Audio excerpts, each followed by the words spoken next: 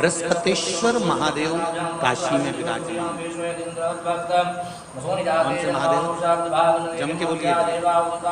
बृहस्पतेश्वर महादेव काशी में विराजमान है, जो अंगूठी में पुखराज नहीं पहन सकते, ठीक है तो उठा लिए जब लिए तो अपन नहीं है, जिनकी भाग्य रेखा उल्टी चल रही हो, बृहस्पति चमक ही नहीं रहा हो, जिस काम में हाथ डालते हैं वो काम पूरा ही नहीं होता हो, तो एक बार काशी जाना, बृहस्पतेश्वर महादेव का स्पर्श करना, उनका अभिषेक पूजन करना और उनका स्पर्श कर कर एक बेलपत्र ब्राह्मण देवता से मांग कर लेकर जाना कि इन बृहस्पतेश्वर महादेव से मुझे एक बेलपत्र दे दो। तुम्हें पुखराज पहना कि नहीं पहना, हीरा रतन माणिक पहना कि नहीं पहना, वो बेलपत्र इतना चमत्कार कर देगी कि जिंदगी में कभी संपदा की कमी आएगी नहीं। अगर बृहस्पति नहीं चमके तो बृहस्पतेश्वर महादेव, जहां पर बैठकर बृहस्पति भगवान ने शंकर भगवान की आराधना करी है, रोज गंगा जल जाना, गंगा जल लेकर आना, शिव जी की आराधना करना, एक शिवलिंग का निर्माण करा, उसकी आराधना में बृहस्पति भगवान डूब गए, उसकी आराधना में बृहस्पति महाराज निरंतर लगे रहे और इतनी आराधना बृहस्पति महाराज ने करी, इतनी आराधना करी बृहस्पति महाराज ने कि शंकर भगवान सामने प्रकट हो गए। मांगो बृहस्पति, तुमको क्या चाहिए? तुम्हारा व्यापार नहीं चल रहा, कोई तुम्हें धोखा दे रहा है, लक्ष्मी नहीं आ रही, बहुत चिंता में पड़े हुए हो, बहुत टेंशन में जिंदगी चल रही है, बहुत बीमारियां तुमको घेर ली है और चारों तरफ अंधेरा ही अंधेरा नजर आ रहा है। तुमने विचार करा अब मैं तो मर जाऊं तो अच्छा, मैं सुसाइड कर लूं तो अच्छा, मैं मर जाऊं तो अच्छा। तो मरने से पहले एक काम कर कर देखना, शंकर भगवान की आराधना कर कर देखना, शिव पर एक लोटा जल चढ़ा कर देखना और ज्यादा चिंता ज्यादा टेंशन हो तो बेलपत्री की जड़ को कर उसका चंदन बनाकर शंकर को लेपन कर कर उसकी भी आराधना कर कर देखना कि बेल चंदन का फल क्या। इस घर में से एक लोटा जल देवकी देव महादेव को चढ़ाने के लिए निकलता है, घर के अंदर से एक लोटा जल निकलकर जब शंकर के मंदिर में जाता है, उसी समय पर 3 दोष उसके घर के समाप्त हो जाते हैं। पहले नंबर पर घर के अंदर से जल गया तो वास्तु दोष समाप्त हो गया। दूसरे नंबर पर घर के रसोई घर में मटके में हंडे में टंकी में से जल गया तो पितृ दोष शांत हो गया। और तीसरे नंबर पर घर के अंदर से जब हम जल लेकर निकलते हैं, अपना दरवाजे से बाहर निकलते हैं शिव को जल चढ़ाने के लिए, तो काया सर्प दोष समाप्त हो जाता है। ये 3 दोष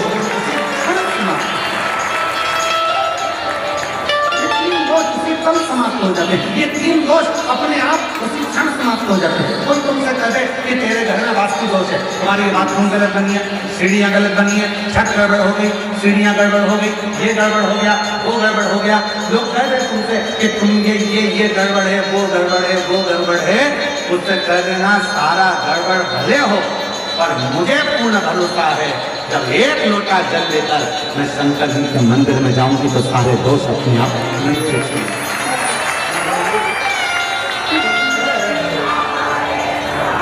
ये सारे दुख मेरे समाप्त होंगे, तकलीफें समाप्त होंगी, कष्ट नहीं देगा।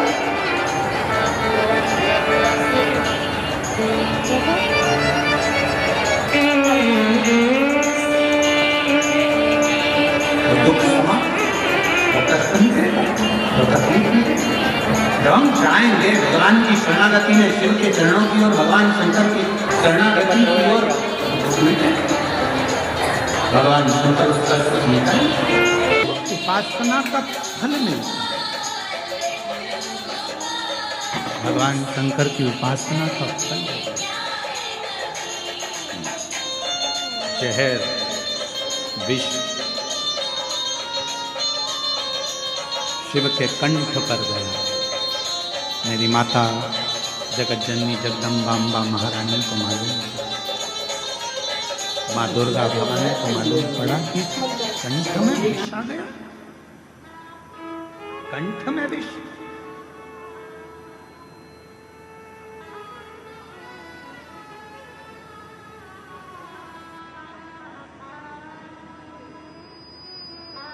पार्वती जी तुरंत दौड़ पड़ी, बाबा बाबा बाबा भोलानाथ भोलानाथ शंभुनाथ त्रिकालदर्शी कैलाशी अविनाशी अविनाशी कहती कहती मेरी माँ दौड़। मेरी माता दौड़ पड़ी, पहुंची। भोले बाबा का जब स्वरूप देखा मेरी माता ने तो पूरा शरीर नीला पड़ रहा था। बोल नीलकंठेश्वर महादेव की जय। पूरा शरीर नीला पड़ रहा था। पार्वती जी ने भगवान के स्वरूप का दर्शन किया। स्वरूप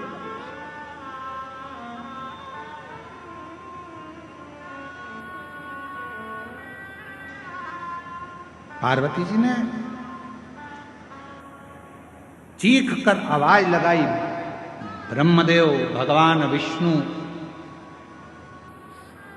आकर खड़े हो गए।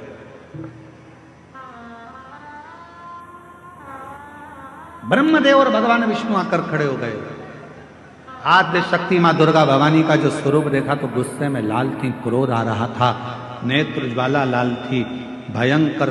जब नेत्र ज्वाला लाल थी तो उनको देखकर आश्चर्य में पड़ गए भगवान स्वयं ब्रह्मा और विष्णु स्वयं।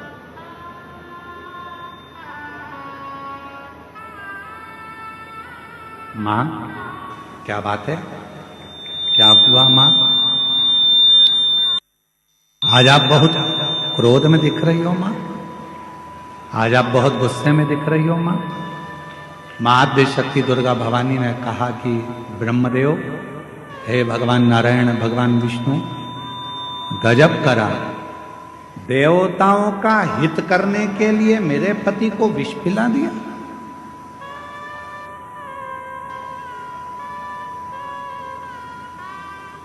देवताओं का हित करना था तो मेरे पति को विष। भगवान नारायण ने, भगवान ब्रह्मा जी ने मां आद्य शक्ति दुर्गा भवानी के हाथ जोड़ा, निवेदन, मां 33 कोटि देवताओं में कोई देवता ऐसा नहीं है कि इस विष को पचा सकता।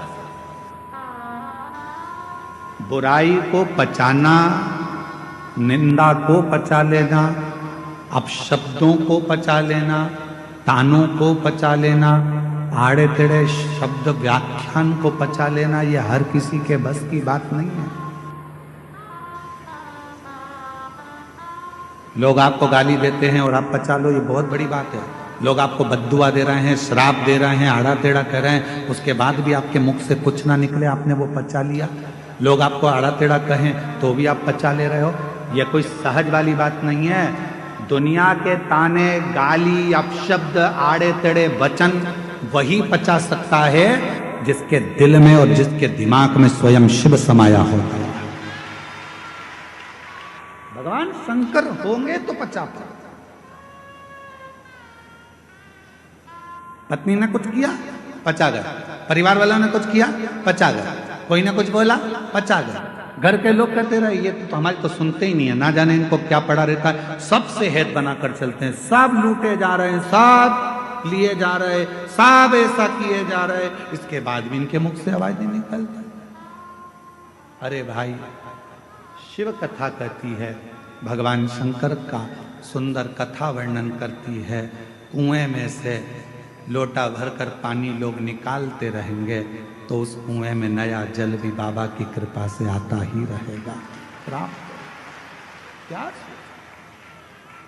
उसने तुमको गाली दे दी, उसने तुमको अपशब्द कह दिया, उसने आड़ा टेढ़ा कह दिया, उसने ऐसा बोल दिया, उसने तुमको श्राप दे दिया, उसने तुमको बद्दुआ दे दी और तुमने पलट कर जवाब नहीं दिया।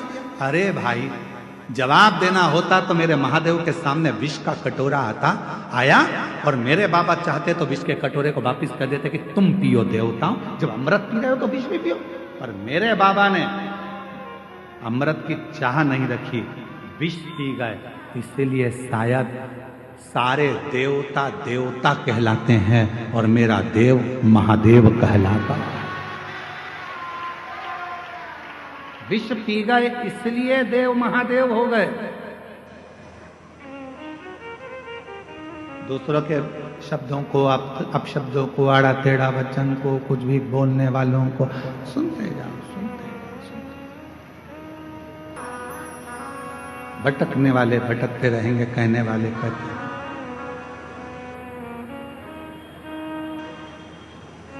बस आप अपने मन की बात को भगवान देवाधिदेव महादेव से कहते हैं।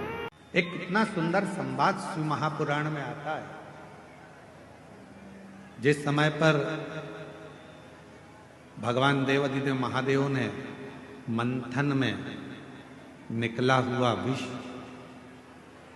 पी लिया और वो विष कंठ में उतर गया, वो विष। तब मां आद्य शक्ति, मां दुर्गा भवानी, मां पार्वती जी को मालूम पड़ा कि मेरे पति ने, मेरे भोले बाबा ने विष पी लिया, विष धारण कर लिया मेरे शिव, विष पी लिया मेरे शिव। सहन नहीं हुआ मां पार्वती से कि मेरे भोले बाबा, एक तो शिव भोले, भगवान शंकर बड़े सरल सहज। अच्छा एक बात और है, जो बहुत सीधा होता है, बहुत सरल होता है, बहुत भोला होता है, गाली भी उसी को पड़ती है, अपशब्द भी उसी को कहे जाते हैं, ताने भी उसी को दिए जाते हैं, और लोग जो बोलना है काम भी उसी से कराओ, अपशब्द भी उसी से कहो, ताने भी उसी को दो, सब काम वही करो। जो बोलने में बड़ा एक्सपर्ट होता है वो तुरंत पलट के जवाब दे देता है, हमसे फालतू बात करना मत ही, नहीं तो हमको देख लो। इसलिए आप लोगों से निवेदन है,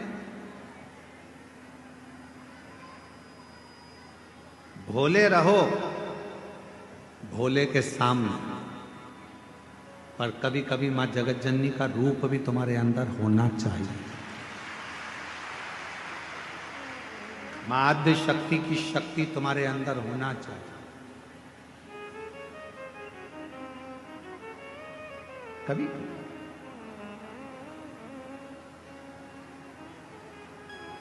मंदिर जा रहे हो, शिवालय जा रहे हो, पूजन करने जा रहे हो, कोई आपको अगर पलट कर अपशब्द कह रहा है तो उसको जवाब देने की जवाबदारी आपकी।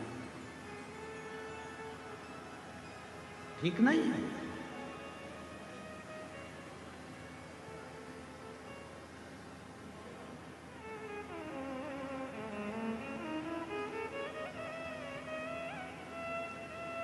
हम एक जगह पर सुन रहे थे तो किसी ने एक बात कही कि भगवान शंकर को पाने के लिए भोला होना पड़ता।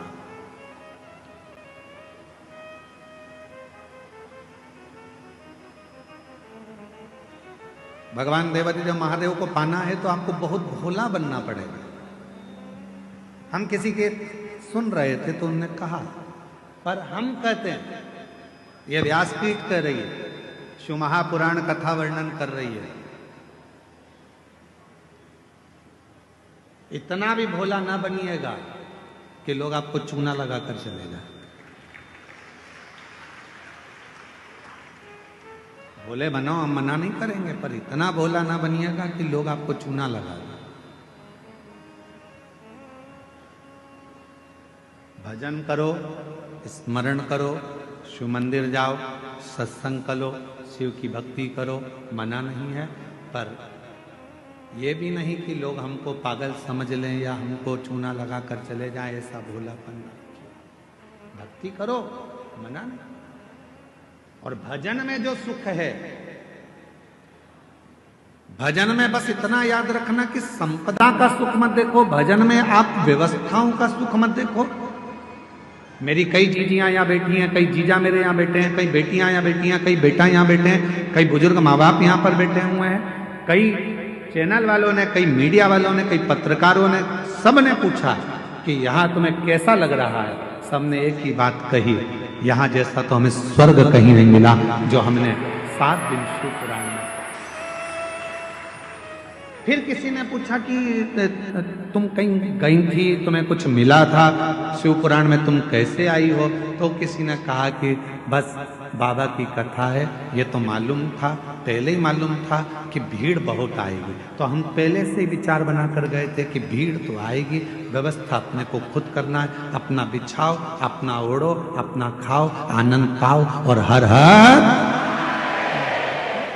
पर जो शिव महापुराण की कथा में जो कुबेरेश्वर धाम से, ये कुबेर भंडारी की भूमि से, ये शिव महापुराण की कथा जब किसी नगर में, किसी गांव में, किसी क्षेत्र में, किसी खेड़े में, किसी कॉलोनी में, किसी सोसाइटी में, ये कुबेरेश्वर बाबा की ये पोथी जब कुबेर धाम से चलती है, सीहोर से चलती है, कुबेरेश्वर बाबा के दरवाजे से चलती है, तो ये लेने नहीं, तुम्हारे पास में देने के लिए आती है भंडार भागी।